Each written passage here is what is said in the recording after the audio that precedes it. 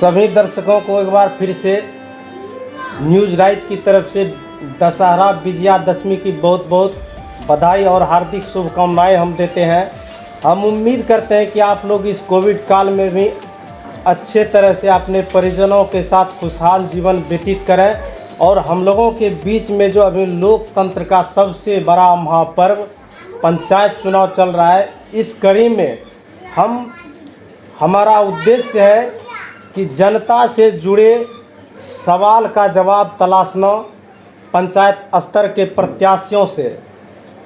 इसी कड़ी में आज हमारे साथ मौजूद हैं सुकटिया पंचायत के निवर्तमान मुखिया गौतम प्रसाद शर्मा के सुपुत्र, इन्हें लोग प्रेम से प्यार से गुड्डू राजा भी बुलाते हैं और हमारे साथ हमें मौजूद हैं।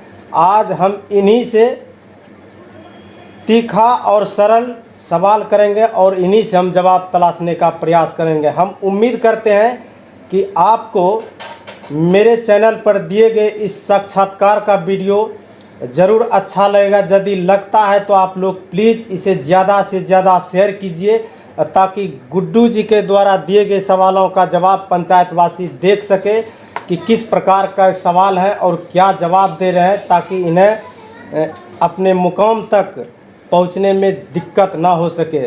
तो आपका बहुत बहुत स्वागत है गुड्डू जी। धन्यवाद। हम उम्मीद करते हैं कि इस दशहरा में आप एक अच्छे प्रतिनिधित्व के साथ साथ गांव के अच्छे जनसेवक के रूप में उभर कर सामने आए, यही मेरा उम्मीद है। सबसे पहले आप अपने से अपना परिचय दे दीजिए दर्शकों को, ताकि वो जान सकें कि आपका नाम और आपका काम क्या है, लोग खुद जान सके कि आपका शिक्षा दीक्षा क्या है। सबसे पहले मैं विजयादशमी की तमाम सुकटिया बाज़ार के देवतुल्य जनता माता बहनों को चरणों में प्रणाम करता हूं। मेरा नाम अश्वनी कुमार उर्फ गुड्डू राजा है। मैं बीए तक पढ़ा हूं। मेरा राजनीतिक करियर पिताजी के मरने के उपरांत मैं इस लाइन में आया हूं और पापा के साथ सब दिन सहयोगी बनकर रहा था। बचपन की याद आता है या मम्मी पापा की याद आपको अब सताता है? अभी तो तत्काल हमें ज़्यादा पापा के याद सता रहे हैं। मम्मी तो मेरे साथ हैं ही, जो गुजर गए हैं उसकी याद हमें ज़्यादा आ रही है। अच्छा, तो पापा के साथ काम करके आप कितना प्रतिशत लगभग अनुभवी बन गए हैं?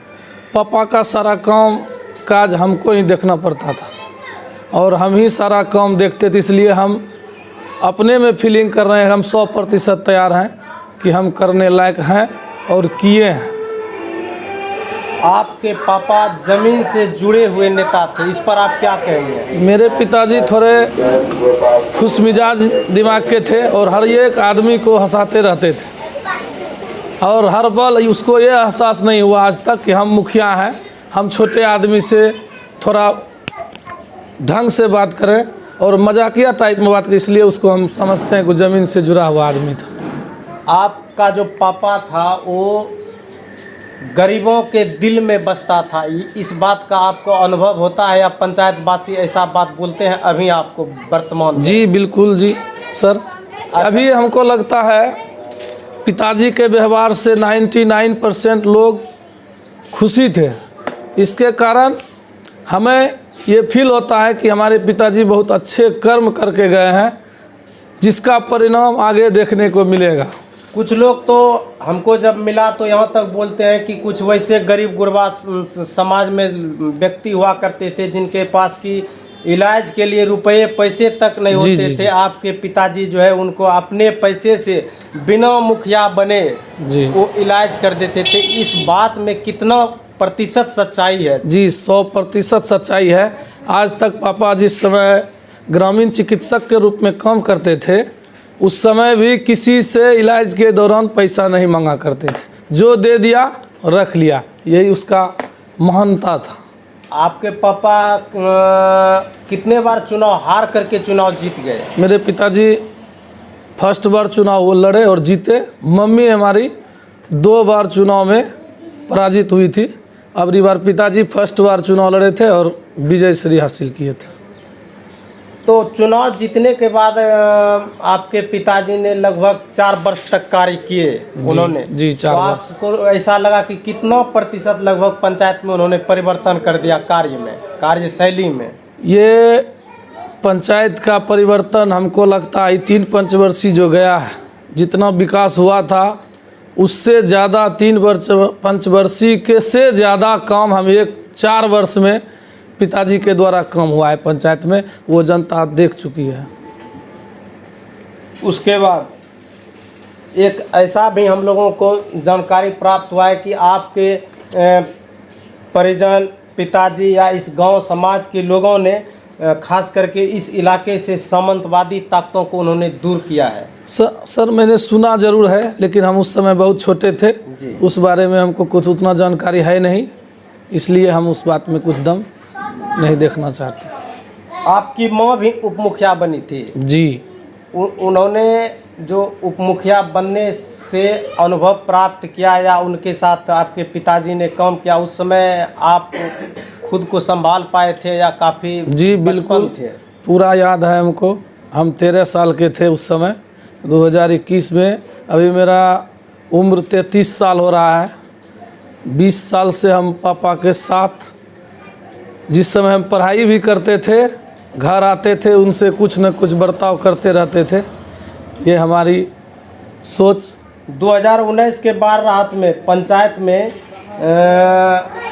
कितने प्रतिशत लोगों को बाढ़ राहत का लाभ दिलवा चुके थे? आप भी थे पापा जी के साथ में तो। जी 2019 में हम लोगों के द्वारा, मेरे पिताजी के द्वारा 99% बाढ़ राहत का सामग्री मिला था, जो अब की बार नहीं हो सका है क्योंकि हमारे पास कुछ पावर सत्ता नहीं था। पिताजी गुजर गए थे। अब कहीं पर हमारे दूसरे क्षेत्र में बहुत जगह खिचड़ी का आयोजन रखा गया जी। मेरे यहाँ अब की बार ये कहिए कि हमारे जनता को सत्ताधारी ताकत का अनुभव हुआ कि मेरे साथ नहीं है, जिसके कारण मेरे क्षेत्र में खिचड़ी का आयोजन नहीं रखा। राहत शिविर आप लोग नहीं चला पाए। इसके लिए हम खेद करते हैं कि हम पूरा प्रयास किए, फिर भी हमने उसको नहीं ला पाया क्योंकि मेरे हाथ में सत्ता का ताकत नहीं था। इस बात का आपको अफसोस है? जी अफसोस है। मनरेगा के तहत लगभग कितना जॉब कार्ड आप लोग निर्गत करा दिए थे? हमने लगभग 4 साल के दौरान जी 800 से 900 के बीच में जॉब कार्ड बनवाया है। प्रधानमंत्री आवास योजना जो होता है, सबसे ड्रीम प्रोजेक्ट अभी चल रहा है पंचायत में। जी जी। इस पर सबसे ज़्यादा पंचायत के खास करके मुखिया या जनता का नज़र लगा हुआ रहता है, तो इसमें कितना दूर तक आप सफलता अर्जित कर पाए? कितने लोगों को आप मेरे दिलवा पाए थे? मेरे लिस्ट में जी जितना आदमी का नाम था मैंने उसको पारित किया और लगभग 100% आदमी को आवास मिल गया है। उस लिस्ट के हिसाब से जो पुराने लिस्ट थे उसके, वो लिस्ट 2011 ईस्वी वाले थे, उसी लिस्ट को मैंने 2016 में लागू किया था। उसमें जितना आदमी का नाम था लगभग आदमी को मैंने आवास देने का काम किया। ये हमको पूर्ण जानकारी है। पापा के गुजरने के बाद आप सक्रिय राजनीतिक में कितना प्रतिशत योगदान लगभग निभा पाते हैं? अपने पंचायत का दौरा कर पाते हैं, जनता से मिलजुल सकते हैं? 100%। मैंने पापा के जाने के बाद अपना धर्म, कर्म और जो भी कार्य है सिर्फ राजनीति करने के लिए ही लगा दिया, क्योंकि मेरा उद्देश्य है मेरे पिताजी का प्रतिष्ठा बचाने का। इस बार तब मुखिया का चुनाव लड़ रहे हैं? जी 100%। कैसा जन समर्थन या फिर क्षेत्र में जाने के बाद आपको अनुभव प्राप्त हो रहा है? जनता का अपार समर्थन मिल रहा है, हमको आशीर्वाद मिल रहा है, क्योंकि युवा पर लोगों को और ज़्यादा विश्वास हो गया है। अभी के ज़माने में आप देख लीजिए, जहाँ भी चुनाव हुआ है 60 से 70% युवा कैंडिडेट जीत के आए हैं। इसलिए हमको लगता है जनता का समर्थन पूरी तरह से हमारे साथ है। अब पापा के द्वारा जो मैदान बनाया गया है सुक्टिया पंचायत में, उसी मैदान पर आप बैटिंग कीजिएगा या अपने लिए मैदान तैयार कीजिएगा पूर्ण रूप से? जी जी जी, अभी तो हम कुछ करने लायक थे नहीं। अभी जो पापा पिच तैयार किए हुए हैं उसी पिच पर बैटिंग करेंगे और बाद में अपना पिच तैयार करने का प्रयास करेंगे, ताकि पिताजी के पिच के साथ साथ मेरा पिच भी वैसा हो कि अगले पंचवर्षीय हमको दिक्कत ना हो। क्या आपको लगता है कि उसके बाद आपको जनता खुद प्यार करने लगेंगे? एकदम पिच तैयार 100% करने के लगता है। अगर हम अपना पिच तैयार कर दिया, अपना विकास कार्य और सम्मान की भावना दिखा दिया, तो अगले पंचवर्षीय में हमको स्वतः जनता खोज कर हमको मुखिया बना देगा। कार्य करने में विश्वास रखते हैं, या फिर चूंकि आपका पापा जो थे वो जमीन से जुड़े हुए नेता थे, वो कार्य करके इस पंचायत में पहली बार मुखिया का पद इस क्षेत्र में उन्होंने लाने का काम किया था? जी जी तो जी। आप हमको ये बताइए कि कार्य करने में आप विश्वास रखते हैं, या फिर पापा के द्वारा किए गए कार्यों पर ही अभी आप टिके हुए हैं? जी, अभी तो तत्काल यही कहा जाए कि हम पापा के ही कार्य पर टिके हुए हैं, और पापा के कार्यकाल में मेरा सहयोग भी जनता को भी पता है कि सारा काम का कारोबार, क्योंकि लिखा पढ़ने करने के लिए मुखिया जी के पास टाइम नहीं रहता है। जी जी जी। उसके लिए सारा कारोबार, लिखा पढ़ी, सारा काम मेरा था। तो हम खुद क्यों नहीं समझे कि हम भी मुखिया जी के साथ सहभागी रहकर काम किए हैं। ये एक ऐसा सवाल है जो सिर्फ आपके लिए नहीं, पूरे इस क्षेत्र के लिए मैं एक सवाल पूछ रहा हूँ कि डुमरिया सड़क से 4 पंचायत के मुखिया का आना जाना होता है। दिल से बताइए कि सड़कों की याद कभी आता है आप लोगों को? सर, डुमरिया सड़क का क्या बात करें, पहला दर्द तो मेरे दिल में डुमरिया का है, ना कि वो मेरे पंचायत क्षेत्र से बाहर है। फिर भी डुमरिया का दर्द इसलिए आता है कि कभी अगर कोई रोगी लेकर जाना पड़ जाए, हम लोग समर्थित लोग हैं, हमको किसी को अगर इमरजेंसी लग गया तो जाना पड़ गया, तो जितना में हम भागलपुर पहुंचते हैं उतना में डुमरिया चौक पहुंचते हैं। और इमरजेंसी में यदि कोई लोग बीमार पड़ जाता है तो क्या आप लोग उनके इमरजेंसी की हालात में आप लोग अपना गाड़ी मुहैया कराते हैं? बिल्कुल 100%। अगर किसी को 12 बजे रात को भी जरूरी लग जाए और एक बार हमको कॉल आ जाए कि फलाना का तबीयत खराब है, तो हम वहाँ अपने से हाजिर होते हैं, ना कि ड्राइवर का इंतज़ार करते हैं। और उसको लेकर भागलपुर, पटना, पूर्णिया तक भी गए हैं, जिसका प्रमाण मेरे गांव वाले देख चुके हैं। हाँ, ये हमको रास्ते में कुछ लोग बोला कि अभी फिलहाल जो गुड्डू जी का कार्यशैली या रवैया है, यदि किसी गरीब या मजदूर को किसी प्रकार का कोई और सर एक बात है, अगर उसके पास पैसा नहीं होगा जी, वो भी हमने अपने जेब से मुहैया करा के इलाज करे, तो बाद में हमको अपने वापस कर देते हैं। काहे कि दुख का सबको एहसास रहता है कि हमको दुख में साथ दिया है, इसलिए हमको मिलता है। विजयादशमी में आप जनता को क्या संदेश देना चाहेंगे अपने तरफ से? विजयादशमी में हम सभी को यही कहना चाहते हैं कि हम गुड्डू राजा उर्फ अश्वनी कुमार, मैं चुनाव अश्वनी कुमार नाम से लड़ने जा रहा हूँ। सबको पहले विजयादशमी की फिर से हार्दिक शुभकामनाएं। और मेरा उद्देश्य है कि मेरे द्वारा अगर किसी तरह का गलती हो या किसी प्रकार का मिस्टेक हो तो वो डायरेक्ट हमसे बोलें, अन्यथा आप हमको सूचित करवाएं कि गुड्डू तुमसे ये गलती हो रहा है, हम उसको सुधार करेंगे। और आप सबों को विजयादशमी की हार्दिक शुभकामनाएं देता हूं, इसलिए भी कि आप लोग हमें एक बार मौका दें और हम पंचायत क्षेत्र के लिए सही खरा उतरेंगे, ये हमें पूर्ण विश्वास है। अच्छा, ये एक और सवाल मेरा रह गया था कि अपने पंचायत में आप लगभग कितना नया सड़कें बनवा चुके थे?